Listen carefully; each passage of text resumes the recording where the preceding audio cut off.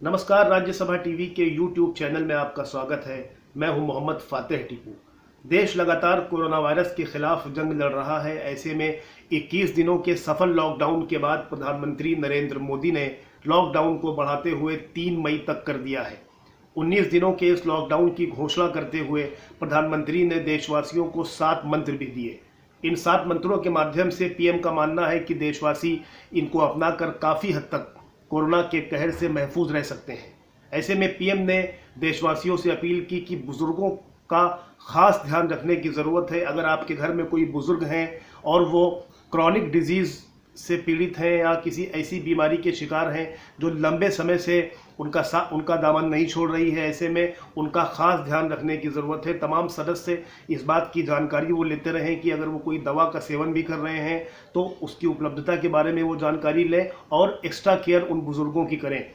साथ ही प्रधानमंत्री ने जो लॉकडाउन के दौरान लोग अपने घरों में रह रहे हैं, 21 दिनों का जो पालन किया और लक्ष्मण रेखा से वो बाहर नहीं निकले हैं, इसको जारी रखने की भी प्रधानमंत्री ने अपने संबोधन में अपील की है। वहीं जो इम्यून सिस्टम पर भी खासा जोर रहा पीएम का, उन्होंने कहा कि सरकार के आयुष मंत्रालय के दिशा निर्देशों का तमाम नागरिक पालन करें और आयुर्वेद और देसी उपचार के माध्यम से वो अपने इम्यून सिस्टम को मजबूत कर सकते हैं।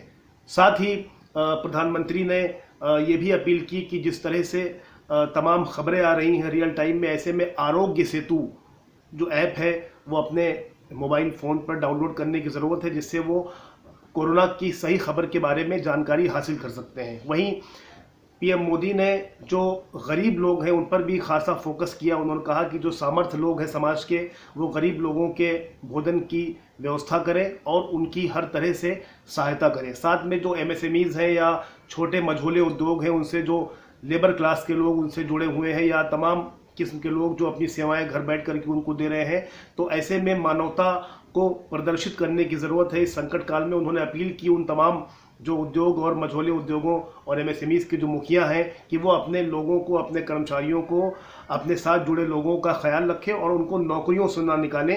ये बड़ी अपील प्रधानमंत्री नरेंद्र मोदी ने समाज हित और देश हित में की है।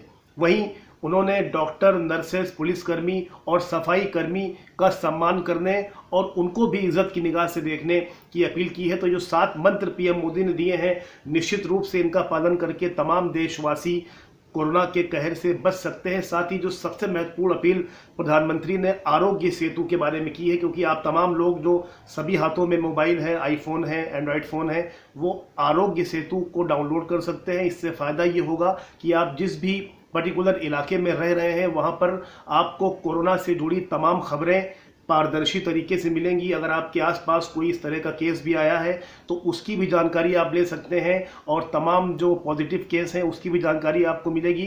तो आपके हाथ में सही जानकारी प्राप्त होगी। लगातार पीएम मोदी ट्विटर के माध्यम से भी ये अपील करते रहे और आप अब तक करीब 2 करोड़ लोगों ने अपने मोबाइल फ़ोन में इस ऐप को डाउनलोड कर लिया है।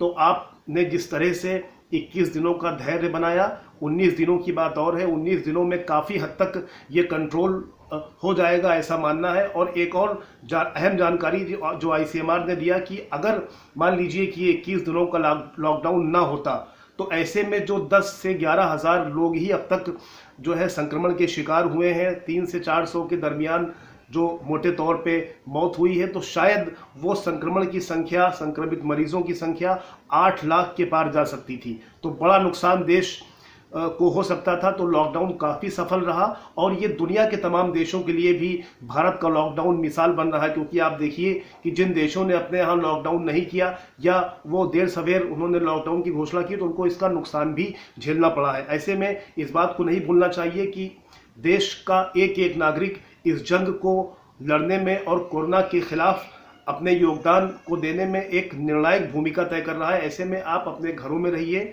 स्वस्थ रहिए और सुरक्षित रहिए। फिलहाल इस पेशकश में इतना ही। मुझे दीजिए इजाज़त। नमस्कार।